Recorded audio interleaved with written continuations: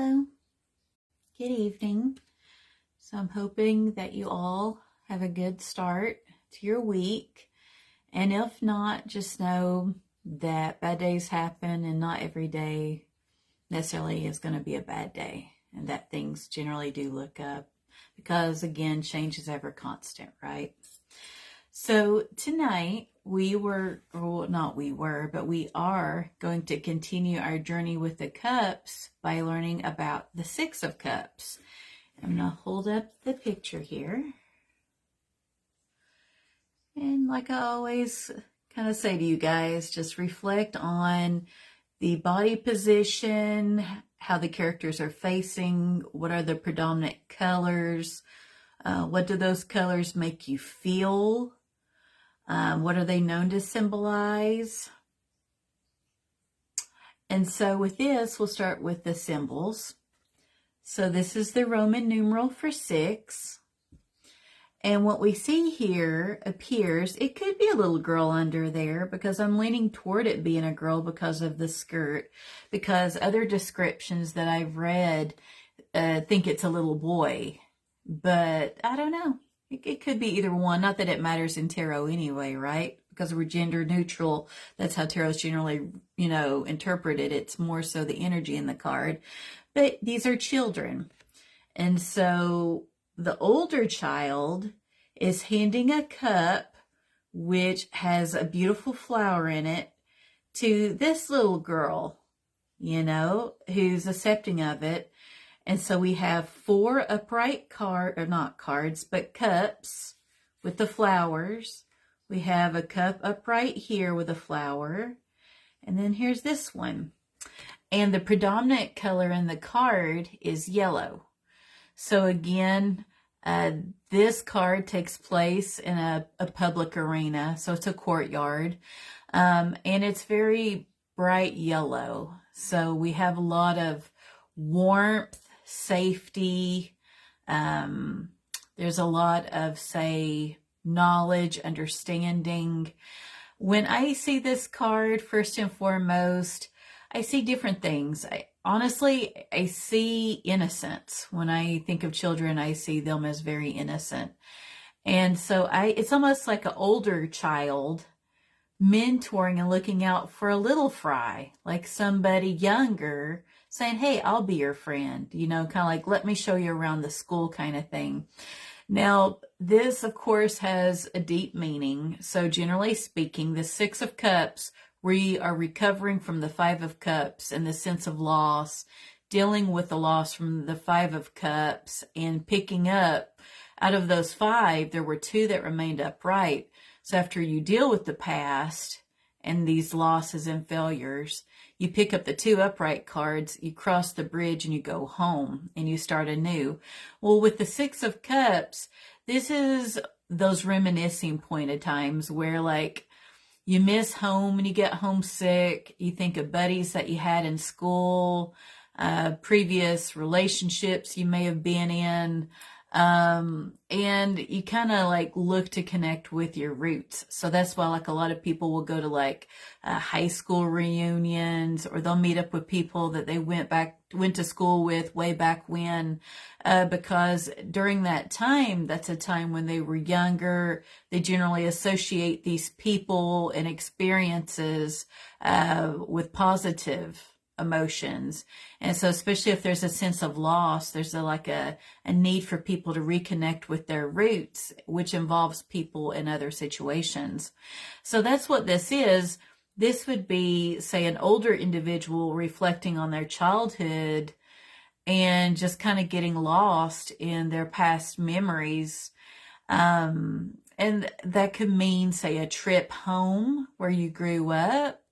Or it could be reaching out to an old friend or whatnot, to hang out and have dinner.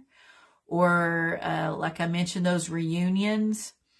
And it's just kind of reflecting back to the good old days. So when you think of your elders, if you hear it I think elderly people are cute. They're one of my favorite groups. But when you listen to them reminisce about their times growing up and what life was like for them, They're reminiscing. They're very much remembering this version of themselves when they talk. And I really like that. And when I look at this, so I have a background as a school nurse. So it's like when you take care of little kids and you want to make sure that they're safe and doing okay, it's taking care of those that are younger than you and making sure they do okay. So that's the inner child in us, as well as, taking care, mentoring those that are younger than us too, which I call them pumpkins or little fries. And these are even kids that are about taller than me. I refer to them that way because I see that childlike innocence in them and the need for mentorship and to protect them. So that's how I see this little fry right there. So the danger with this, so it's all good to think about our roots and where we're from. But say if you get this card and it's reversed, that means that someone is getting a little too caught up in the past. They may be embellishing it a bit to where it really wasn't all that great, but they're remembering it more positively than what, say, the experience of the person was. And the trouble with that is that they're too busy, stuck in their past, and they're hanging on to it so much that they really cannot move forward in the best way for their future. Or they use it, like they revisit the past with all these various things we've been discussing, and they try to go down that road thinking, well, I was happier back then, I just need to backtrack, when really it's not good for them and it's not a good choice. So just think of that. When you see it reverse, it's very much like over embellishing. Now, looking back when it's upright, it also means that there's more time with children. It can also stand for pregnancies, births. This could even be a long relationship. Like, I know this is not the Lover's card or the Two of Cups, but when you think of that cute little elderly couple who've been married for like 50 to 60 years, and they're talking about little things with their marriage, it's because it's a give and take. They've taken care of each other all those years. And they've grown all these beautiful things from just being together and sticking it out to where their cups are full, because they've purposely reached compromise to keep one another's cups full, to where the one never has to go without or feel alone in this world. So they always have each other. So this card is a very beautiful card.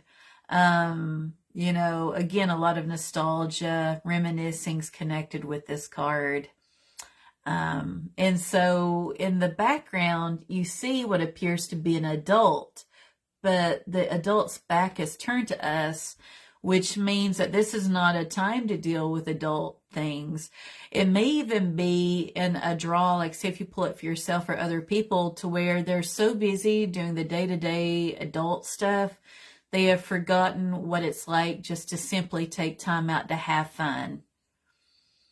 So what I challenge you guys to do is during this time, think about children, like your own children or other people's children, children in your family. Think of your interactions with them and your conversations. What do they enjoy doing and how they view the world? They're very much, play is the work of a child. It very much so is how they learn about the world. So for them, they're all about play, creating things. They are highly intelligent. They ask good questions about the world that are simply worded but very profound in nature. Like, why is the grass green? Why is the sky blue? They like to know why things work the way they do. But the thing is, they're very naive and innocent, and they have a lot of magical thinking as well. They don't really developmentally grasp the concept of death. A lot of things that we worry about as adults, unless they're in really bad circumstances, there's some kids from bad homes, unfortunately.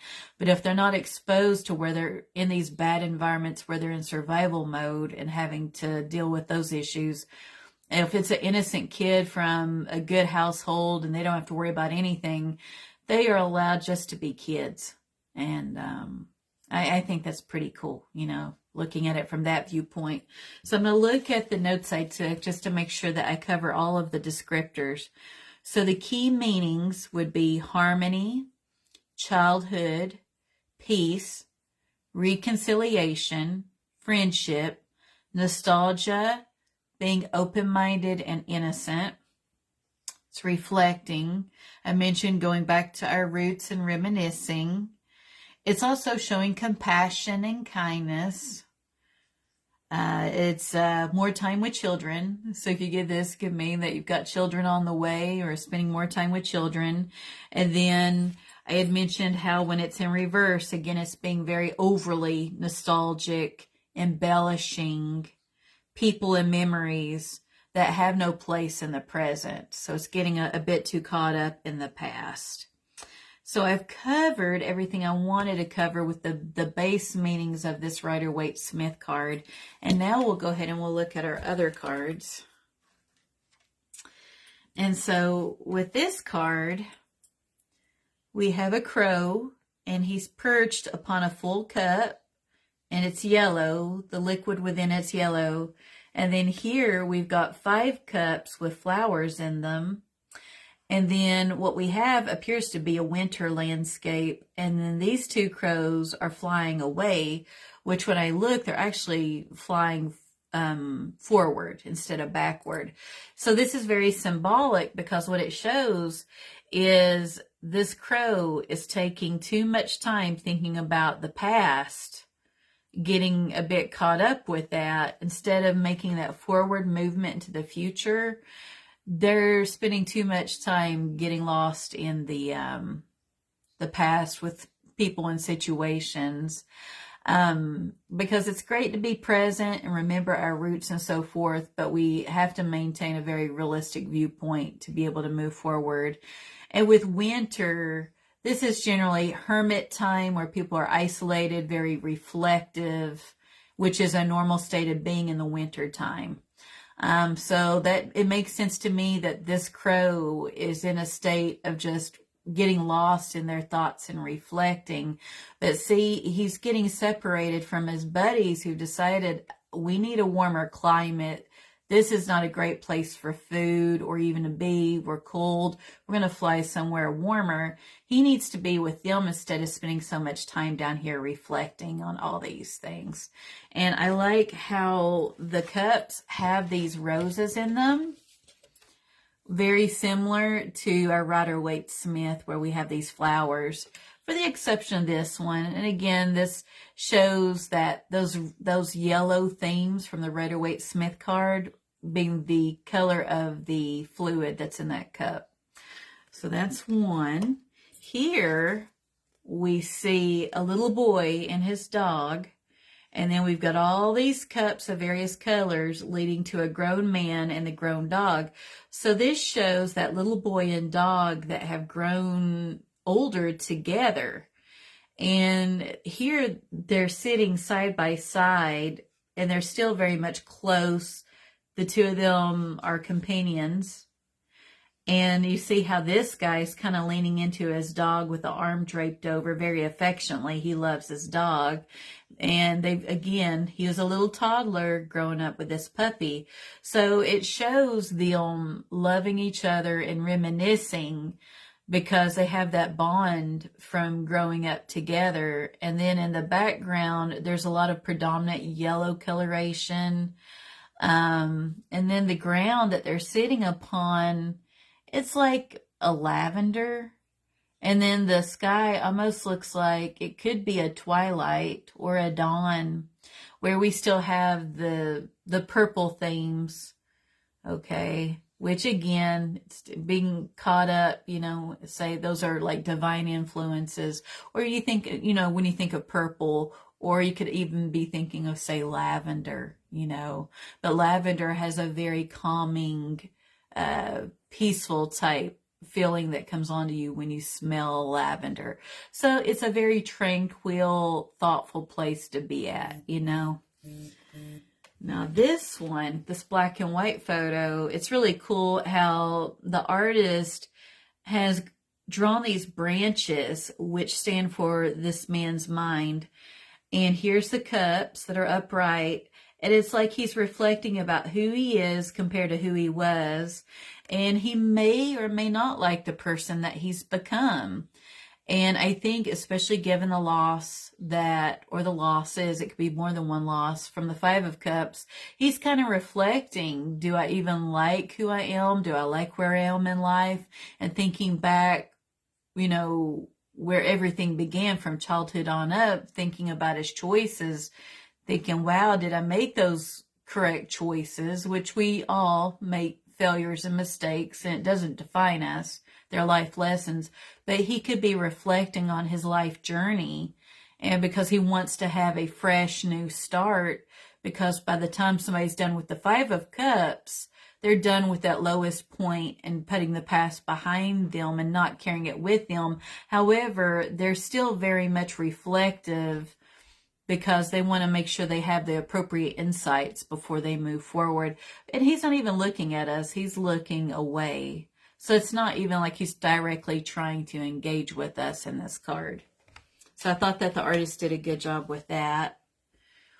So here is the Alice in Wonderland Six of Cups. And I like here how it looks like, it's hard to say if Alice is giving that cup to the rabbit, otherwise known as the hare, or vice versa. But all the cups are full with what appears to be like ice cream. And like, who doesn't like ice cream? Especially kids. So it makes sense to me that instead of wine, for example, or some other beverage, we've got ice cream sundaes, because what kid, generally speaking, would turn down little ice cream sundaes with chocolate chips, right? So they could get that sugar high. And so here they're maintaining that eye contact. They've got their arms wide open. So they're open to the other one. And it seems like a very loving gesture.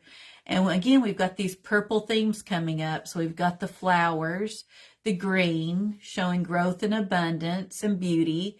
And here we see a little elephant that's winged. And so that, I think, alludes to the magical thinking, the innocence, having fun. That's really what this card is all about, you know.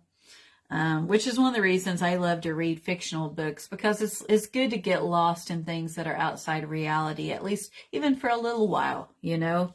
And then I always end it with the card, which has, generally speaking, no semblance to the Rider-Waite-Smith. So here we've got 2 rabbits, and we've got a total of 6 cups with 1 overturned. The grass appears to be like, I don't know, like tan, green in coloration. The sky's predominantly gray. But see, if you look at this, especially with the overturned cup, it's quite a departure from our other cards where all 6 cups are upright. And it shows that growth in the form of flowers. Because again, we're reflecting on nostalgia, past memories with fondness. We're not generally reflecting on our losses like an empty cup.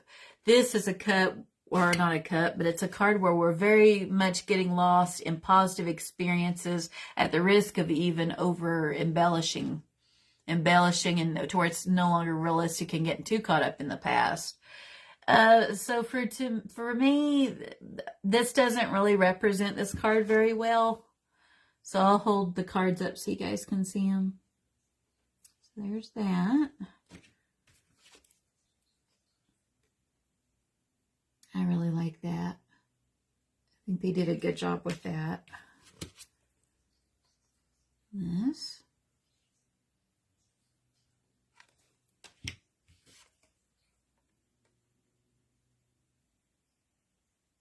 Okay.